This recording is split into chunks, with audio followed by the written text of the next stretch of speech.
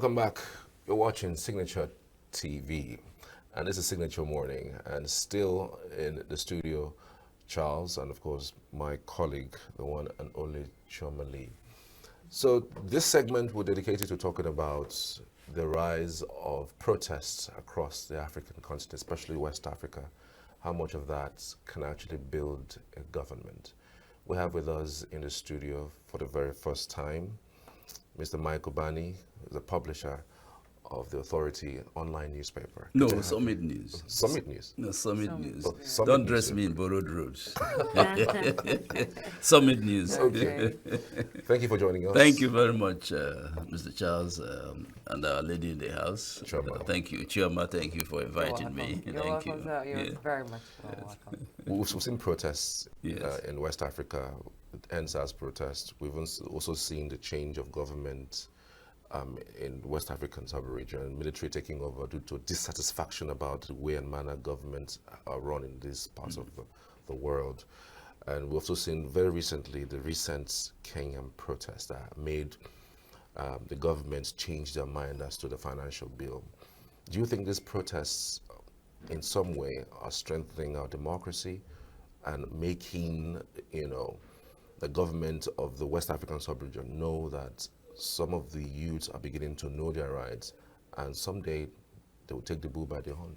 Yes, I think that what is happening in Kenya at the moment is a boost for democracy, because what happens is that those in authority in several West African countries, and even the entire Africa, those in authorities, especially those elected under democratic government, forget the fact that power belongs to the people.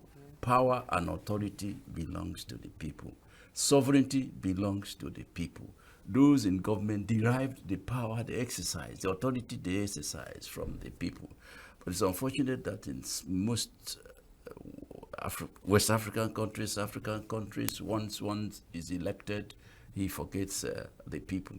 So what is happening in Kenya today is a manifestation of the fact that power belongs to the people. If you are raising a finance bill for $2.7 billion and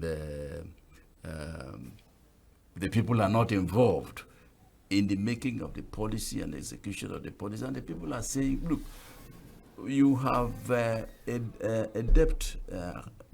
huge debt hanging on your shoulders already, and you are taking more money. Okay, you are taking more money, and it is the people at the end of the day that will pay for these debts. And it behoves on the people to rise up and say, look, enough is enough. And I think that is exactly what is happening in Kenya.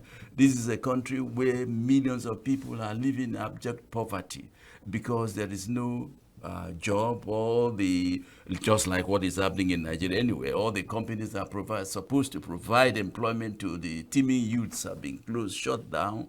There is a high cost of living in Kenya. Of course, what one is doing now is Afghanistanism, because the same thing is happening in our country, so we shouldn't even be talking about what is happening in Kenya. But for the purpose of this exercise, for the purpose of this interview, the issue remains that Kenyan people are suffering, and the youths have taken it upon themselves to say, hey, wait a minute, what is happening with our money? What is happening with governance? And it appears that the president is listening, because I understand he has withdrawn the finance bill. Yeah. And, there are... He's even called for some sort of negotiation. Yeah, but it does look like the Kenyan youth are not even listening to that. They are back on the street asking that he steps down. Yes. How possible? Do you think that would happen? It's like I said, power belongs to the people. If the people that elected you are saying, look, no matter the stipulated provisions in the Constitution, if the people that elected you into office are saying, enough is enough, we are tired with you, you go. Well, Mr. Bani, okay, my question is, do you think like he said, is it fair or is it good that he is calling for a negotiation at this point? Yeah. And is it reasonable for them to be saying, we are tired of you, whatever you want to give us, even if you want to give us the best, we are done? Do you think it's best for them, is it reasonable for them to ask for his exit rather than negotiating? They are behaving or speaking from a background of people who have suffered for a long time, and perhaps there would have been, failures and promises made to the people, and the people apparently are thinking that whatever promises the president is going to make to them at this point in time, he will not be able to fulfill it. Don't forget the fact that they have started attacking businesses belonging to prominent citizens in the even the presidents. They wanted to march to the president's house and destroy his property. That shows you that the people are tired of what is going on. They want a new regiment. They want a new government. Yes. If that is possible under the Kenyan constitution, I mean, why not? They should have it. But I would, for me here sitting there in Nigeria, I would ask them to follow due process, follow the provisions in the constitution. Kenya was, Williams Ruto was elected in 2022. Two years ago. And I think he has about 2-3 years to go. Why don't they allow him for those 2-3 years to complete his job and they elect new leadership? Of course, in Africa, the people's will does not count, but that's the problem. But don't you think it needs to start counting first? I'm taking it from the last statement you made.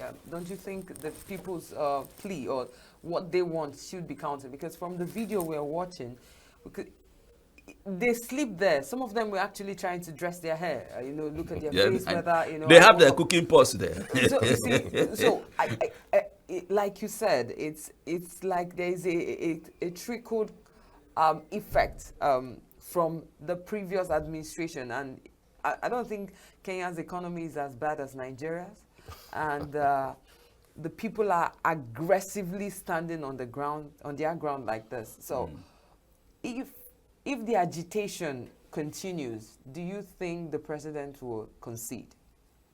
If he's a listening president, if he's a president that believes that power belongs to the people, that the authority that he's exercising belongs to the people, and don't forget the fact that the Kenyan constitution provides for a vice president. They are not asking that the vice president should go. They are not asking that a cabinet should be dissolved. They are asking that a particular individual in the government who is the president should go. Perhaps if the president goes, there will be no lacuna, the vice president will take over. Sorry, I just want to add this quick one, just like a question. A leader is meant to be someone who is leading, yes, right? And if the people you're leading is saying you should go, if you have good intention, is it wise to just say, okay, you know what, since people want me to go, I'm done, I'm going? Yes, what you are saying, what you are saying is the best option. Okay. Leaders seen instead of insisting, see, I have a good thing to give you guys, you must listen. Which one is better? No, you should go. Okay. Power belongs to the people. Authority belongs to the people. And if the people, sovereignty belongs to the people. And if the people that have, the president is like a servant. Go and do the iron boy. Basically, if they go and do this job for us. And if the people find out that the job is not being well done, according to their own rules, according to their own stipulations, according to their own procedures. But in Africa, we have sit-tight leaders, sit-tight presidents. I believe that part of the reasons why it has been difficult to have that negotiation was because this is basically a social media infused type of protests. This is majorly done through Twitter, TikTok, Facebook, where they just say, you know what, gather at this spot, we're going to gather and march to this spot. And so people just gather. Yes. So there are no leaders per se. Yeah, that's what I was coming at. There were no leaders, yes, so you can't point 1, 2, 3, 4, 5 persons to say, oh, you are the leader of this group. Okay, let's negotiate and talk about this. There are no leaders. So it is difficult to even have them come on seat. And the reason why these people are back on the street was because this decision taken by Ruto would have been taken on the second day of this protest. thereby avoiding the death of more than 30 persons in that particular protest. So they say, so this particular decision you've taken has, Yeah. it's not well thought out. You didn't take this decision on this first day of this protest. Yeah. Second day of this protest, you waited until more than 30 persons were killed before these decisions were actually taken. So it becomes difficult to even negotiate with them because they are back with anger, venom, and they just want the president to be out because of the way and manner he managed that situation. 35 Kenyan youths would have been alive if he had taken steps immediately to stem that tide, but he waited to hope that the situation is quelled using military and using force. But when he saw that things became really out of hand, he started thinking of negotiation. So that's the reason why I think most Kenyans are disgruntled and are unhappy. And one other aspect I want to bring out is the fact that it's even the Gen Zs that are going out with this fight. It's not even the adults or those who are of the middle age. Yeah. They're the young Gen Zs. And then you wonder, I mean, is this the African age of political awareness? And put it side by side with what Nigeria has with the Gen Zs. Do you think the West African sub-region has reached a point where the leaders must know that they are there to serve the people, not their pockets? Well, I would approach that question from the point of view that protest is contagious, just like military coup, is contagious. You and I are aware of the number of military coups that have taken place in Africa. It started with one country, and before you could say Jack Robinson, it had spread to a good number of African countries. And I think the African youths are beginning to appreciate the fact that power belongs to them. There has been that awareness. That awareness has been created, especially with the advent of, technology. Okay, because it's phones, technology that are using to advance these protests. That awareness has been created.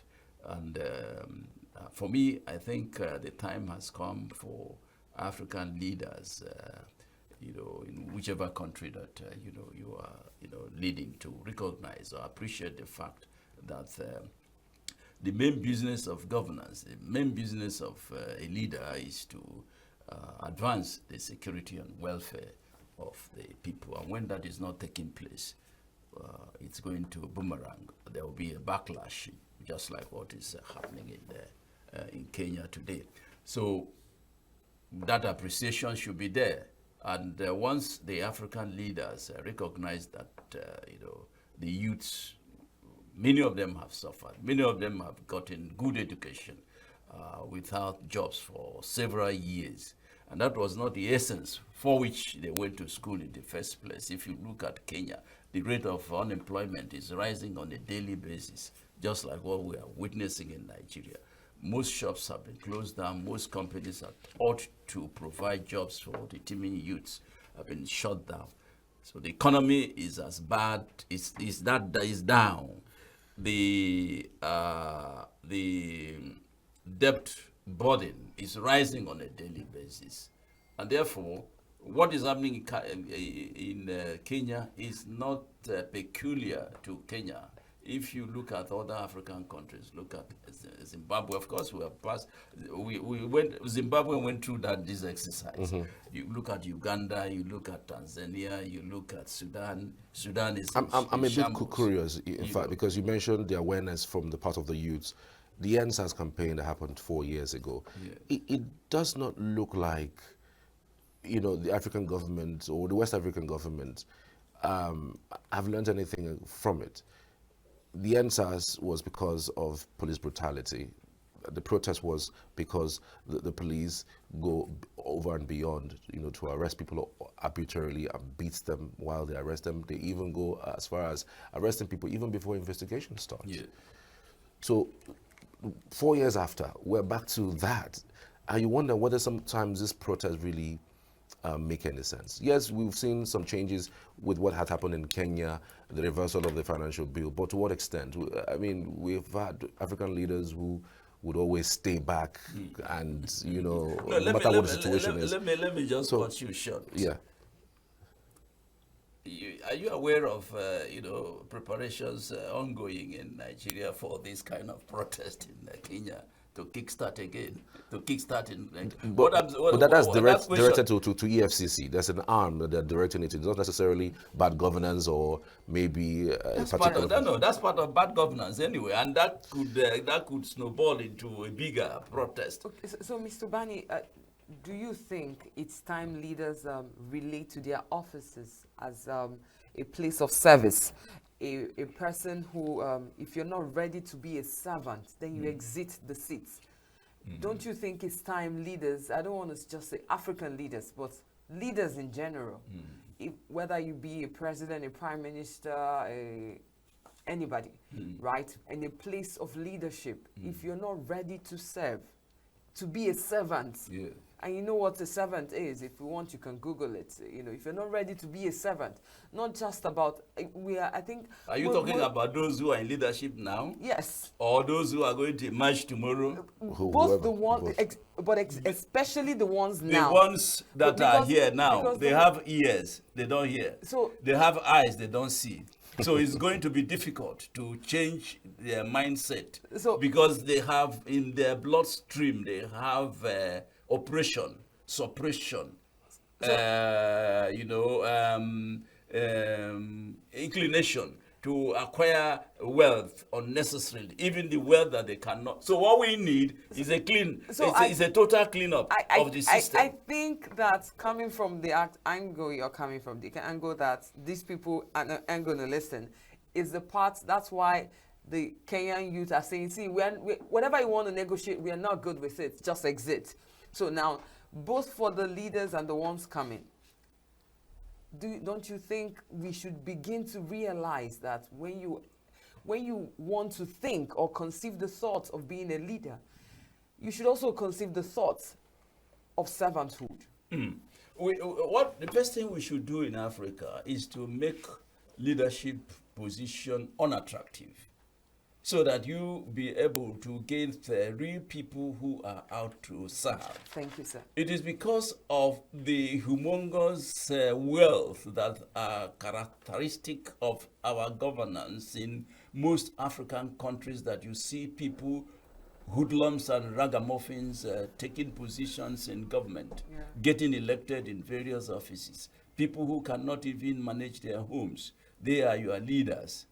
Because they know that once they get into that off position, if they are coming from a poor family, once they are in that position, they will become multi-millionaires. But if you look at a professor who has spent so many years professing, what is his take-home pay?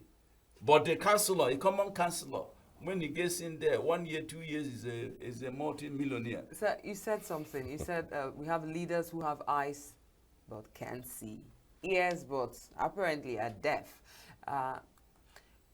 Do you think it's just a case of us being outside of that seat and just talking, or that we should retrieve our power? Do you think there is something in that seat that impedes them from hearing and from seeing? Is it a case of something on the seat they are sitting on, or is it a case of them? It's a case of, how do I put it now? It's a case of, I have seen a pie, and I want to eat this pie until there is no more pie left. Okay, so that means that seat has pies. Yes. Oh, okay, and that means we need to take out all the pies from the seats. That's what I said, so that you need to make the seat unattractive. Okay. That's when real leaders will begin to emerge. don't forget the fact that we had leaders in the First Republic. Show me one house belonging to Dr. Maya Okpara in Enugu. When Maya Okpara died, he hadn't a house. People had to contribute money to build a house for him where people would come, sit down for his burial. Akanebiam, show me his house in Enugu. Show me the house of Nnamdi Azikiwe in Enugu. You look around, you can't find them. Show me the businesses that they have. But and I also would reckon with, I think there was a Yakubu Gowon. Yes. After his time as a president, there was as a military head of state. Yes. Yes. What is the question? He didn't have like this accumulated wealth he had kept for himself, to retire with. So that is the issue. The issue is that there's so much money out there. It's a question of I want to go and grab. Look at how much money they are budgeting for our members at the National Assembly to purchase cars, 160 million. Some of them didn't have a bicycle before they got there. Sir, Ibrahim, what's his name? Traore of Burkina Faso. Yes. An interesting man. And he begins me to know that he's also a military, they are running a military regime, right? And this man he's stuck with just one car, what's it called, a Land Rover car since he entered. And for every money that would be used to purchase, because you know how much those cars cost, yes. And they don't get it fairly used. It's actually brand new. Fairly used of them is like tens of millions, right? So those money that they are channeling to buying cars, I'm not saying cars that if you have to have a car, it's not a luxury. One car is not luxury, it's a necessity. However, to have multiple, you have car already. You have a car already and you're having others. The money that they want to use to purchase, can't it be channeled appropriately into the society for implementation of raising infrastructures, better living for the people? Yes, yes. Because Burkina Faso now has become a better place. You mentioned a leader like, what's the name of the Uruguay, the former president, who didn't have a house to his name, who still lives in a tash with one dog that have lost a leg, And these are men, who have made their country better. Do you think? I don't want to say African leaders because Ibrahim Traore is also an African leader. So, do you think it's the things that these leaders should be implementing before we go for this break? No, exactly. If, for instance, all the money that you have accumulated, all the money that you have budgeted for to buy vehicles, these luxurious vehicles, 160 million for one person, and when you spend 160 million for about 96 senators and over 400 members of the House, that could build you cottage hospitals, cottage industries in each of the 774 local government areas in the country. That could build you good schools, yes. Provide water, provide education, provide health facilities in our hospitals. And there will be less of friction. There will be less of unrest. But that is not happening. They loot the entire treasury. With the ones that they cannot eat in Nigeria, they send them abroad. And this kind of protest is what will stop. For me, this kind of protest I will have to hold your thought because we're going to be right back. We're going to take a short break. And don't forget, we also have a guest who will be talking about flooding, a professor in meteorology. And she will be delving, helping us break down these things about flooding and how we can mitigate against it. Don't go anywhere. When we come back, Mr. Bani still have a lot of thoughts on this. Go nowhere. Stay with us.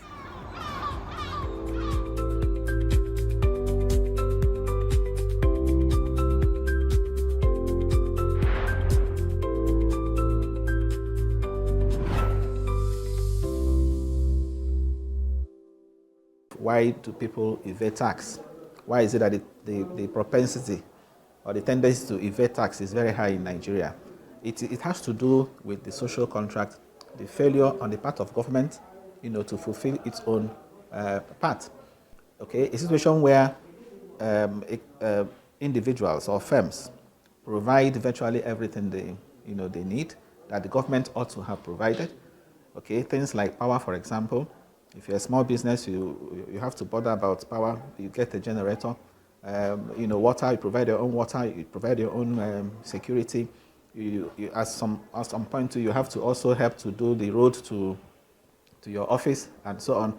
So when you look at all these things, it does not encourage people to voluntarily say they want to pay tax, because on the part of government, they also feel the government is slacking. Government is not meeting its own responsibilities. So that is the failure of the social contract, that has been with us.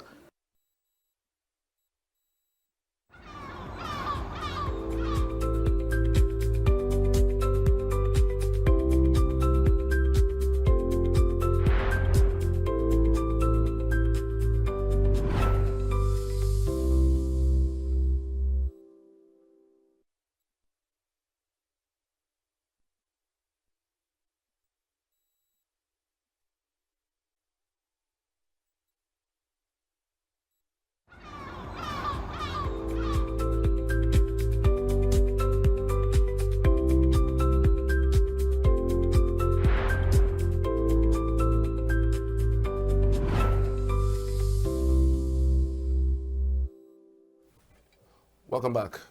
You are watching the Signature Morning here on the channel. We still have Mr. Obani with us, and we're just going to wrap up this conversation. We always hear these things now and then, that the leaders are the reflections of the people. And so if the leaders are the reflections of the people, it means that the leaders do what they do because they riled on the people's support to do what they're doing. What do you make of that? No, I don't believe that.